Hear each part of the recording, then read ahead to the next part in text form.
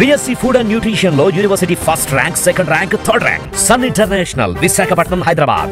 ఈ ప్రస్తుతం జరుగుతున్న హైడ్రా ఆధ్వర్యంలో జరుగుతున్న కూల్చివేతల్ని ఎట్లా చూస్తుంది తెలంగాణ తెలుగుదేశం పార్టీ? ఖచ్చితంగా ఏవైతే ఇల్లీగల్ కన్స్ట్రక్షన్స్ ఉన్నాయో, ఇల్లీగల్ కన్స్ట్రక్షన్స్కి సంబంధించి ఇప్పుడే కదా మీకు గుర్తుంటే ఈవెన్ లాస్ట్ టైం కూడా మేము వాటి గురించి మాట్లాడాం. ఇల్లీగల్ కన్స్ట్రక్షన్స్ ఏవైనా సరే వితౌట్ ప్రాపర్ పర్మిషన్స్ అవన్నీ తీసుకోకుండా వాళ్ళు చేస్తే వాటి you have to demolish them. There is no point on that, first thing. Second thing ఏంటి అని అంటే, కానీ ఇదేదో సెలెక్టివ్గా జరగకూడదనేటువంటిది మాత్రం తెలుగుదేశం పార్టీ భావిస్తుంది. సెలెక్టివ్గా జరుగుతుందనేది కదా ప్రస్తుతం నేను అందుకనే చెప్తున్నా. నేను అదే అంటున్నా, తెలుగుదేశం పార్టీ స్టాండ్ ఏంటి దీని మీద? నేను సెలెక్టివ్గా జరుగుతుందా, సెలెక్టివ్గా జరగడం లేదా? నేను ఇప్పుడు ఒక విషయం చెప్తున్నా. వాళ్ళు ఒక 18 ఏమో ఆల్రెడీ డిమాలిష్ చేశామని ఒక నివేదిక ఇచ్చారు. అందులో ట్రూగా కూడా చూస్తే అన్ని పార్టీలకు సంబంధించినటువంటి నాయకులకు సంబంధించినటువంటి మోర్ ఆర్ లెస్గా ఉన్నాయి అందులో. నేనేమంటాను అనంటే, ఇది కాదు, దీంతో పాటుగా మేమేదో విమర్శించేటువంటి పార్టీ అయితే తెలుగుదేశం పార్టీ కాదు, కన్స్ట్రక్టివ్గా విమర్శిస్తాం. నేను ఇచ్చే సలహా ఏంటి అనంటే, ఇప్పుడు మీ దగ్గర ఆల్రెడీ ఒక లిస్ట్ ఉండాలి. అండ్ ఆల్సో కొన్ని లిస్టులు మీలాంటి జర్నలిస్టులు కూడా ఇస్తారు. ఇక్కడ ఇది ఉంది, ఎందుకంటే జర్నలిస్ట్ ఆర్ బెటర్ జడ్జెస్ కూడా వస్తూ ఉంటాయి. సో వాటన్నిటినీ కూడా ఒక పేపర్ అనేటువంటిది మీరు రిలీజ్ చేసి ఇక్కడ ఉన్నాయి, these are the black spots, let's assume, మనం సింపుల్ మన భాషలో చెప్పాలనుకుంటే వీటన్నిటి మీద ఒకవేళ మీకు ఏదైనా డౌట్ ఉంటే ఎంక్వైరీ చేసుకోండి. లేకపోతే ఎస్ ఇవేవైతే చేశారో అలానే వాటిని కూడా మీరు చేయాల్సినటువంటి అవసరం ఉంది. సింపుల్. అది మీరు ఏంటంటే అనవసరంగా ఒక క్వశ్చన్కి తావివ్వకుండా డూ ఇట్ మోర్ ట్రాన్స్పరెంట్ అంటాను నేను. మొట్టమొదటిగా ఓ సినీ స్టార్ బిల్డింగ్నే కూల్చడం అని అంటే, రేవంత్ రెడ్డి రాజకీయంగా కూడా కొంత నాగార్జునని ఏమన్నా టార్గెట్ చేశాడా అనే విశ్లేషణలు కూడా వెలువడుతూ ఉన్నాయి.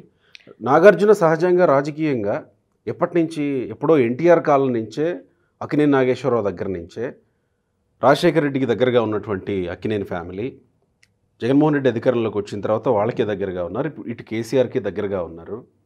అందుకని కొంత రాజకీయంగా కూడా దీన్ని చూడొచ్చు. అంటే నేను ఒక విషయం చెప్తానండి, మీరు ఇప్పుడు చెప్పినటువంటి మాట ప్రకారంగా కూడా తీసుకుంటే ఆయన కాంగ్రెస్కి దగ్గరే, కేసీఆర్కి దగ్గర, అంటే టీఆర్ఎస్కి దగ్గరే, నాకు తెలిసి వైఎస్ఆర్సీపీకి దగ్గరే అని అనుకోవాలి according to your logic. I don't know me logic, మీరు ఇచ్చిన లాజిక్ ప్రకారంగా. సో అలాంటప్పుడు మరి రేవంత్ రెడ్డి గారు టచ్ చేయకూడదే? టచ్ చేయకూడదు కదా, మీ లాజికే. హీస్ నియర్ టు కాంగ్రెస్ అని అనుకుంటే ఐ బిలీవ్ అంటే ఇది రాజకీయంగా జరగలేదని మీరు అంటారు. నేను అనుకోడు, ఎందుకంటే నాకు తెలిసి రేవంత్ రెడ్డి గారి కన్నా కూడా I believe the officer there, Ranganath garu. He's a very అంటే politics apart, I have seen his work. Political ఆదేశాలు లేకుండా ఒక అధికారి రంగనాథ్ లేకపోతే ఇంకొక అధికారి రంగనాథ్ గారి గురించి నేను ఒక విషయం చెప్తాను మీకు, ఎందుకంటే వరంగల్లో కూడా పనిచేశారు కాబట్టి I clearly know what kind of person he is. Political ఆదేశాలని కూడా బేఖాతరు చేసినటువంటి వ్యక్తి రంగనాథ్ గారు కొన్నిసార్లు.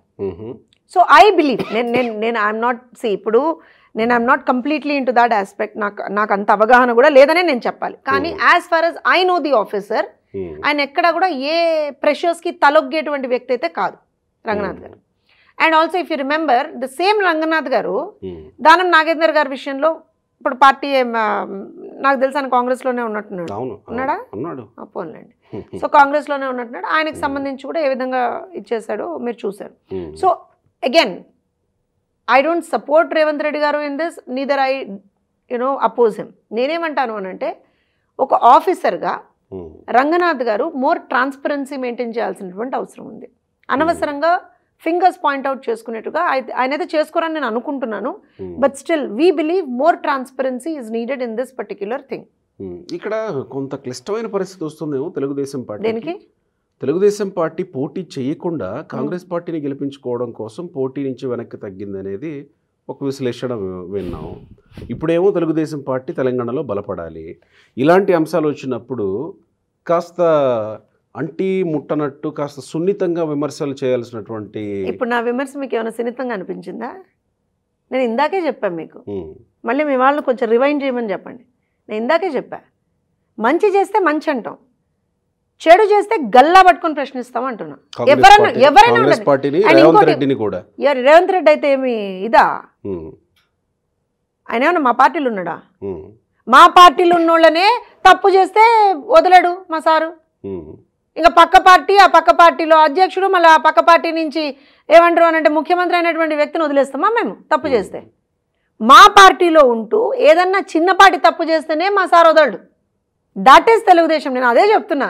అండ్ ఇంకోటి మళ్ళీ coming back to your Revanth Reddy గారి టాపిక్, కేసీఆర్ గారు కూడా మా పార్టీ నుంచి వెళ్ళినటువంటి వ్యక్తే, రేవంత్ రెడ్డి గారు కూడా మా పార్టీ నుంచి వెళ్ళినటువంటి వ్యక్తే. కాకపోతే ఒక చిన్న డిఫరెన్స్ ఏంటిది అంటే కేసీఆర్ గారు ఇష్టం వచ్చినట్టు మాట్లాడతారు, రేవంత్ రెడ్డి గారు ఇష్టం వచ్చినట్టు మాట్లాడలే మా నాయకుడు. అంతే డిఫరెన్స్, ఇంకేం లేదు అక్కడ, ఏ డిఫరెన్స్ లేదు.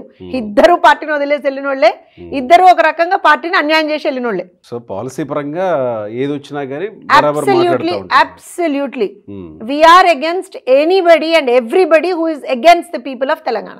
ఇప్పుడు దీనికి ముందు మీరు మాట్లాడుతారు రేవంత్ రెడ్డి కూడా పార్టీకి అన్యాయం చేసి వెళ్ళిపోయిన వారే. బాగా చెప్తా, బరాబర్ చెప్తున్నా నేను. ఎవరు పార్టీని వదిలేసి కష్టకాలంలో పార్టీని వదిలేసి వెళ్ళిన వాళ్ళని ఏమంటారండి? నెత్తిన పెట్టుకొని పూజించుకోమంటారా మమ్మల్ని? ఏం కష్టకాలంలో కార్యకర్తలు లేరు పార్టీకి?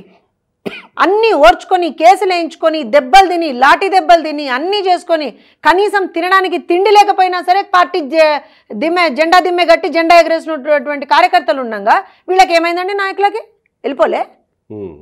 వాస్తవాలు మాట్లాడాలంటే కఠినంగానే ఉంటాయి గోపి గారు. పార్టీ కానటువంటి వాళ్ళు ఎవరైనా సరే మా పార్టీని వదిలేసినటువంటి వాళ్ళు ఎవరైనా సరే పార్టీకి అన్యాయం చేసిన వాళ్ళ కిందనే లెక్క మాకు.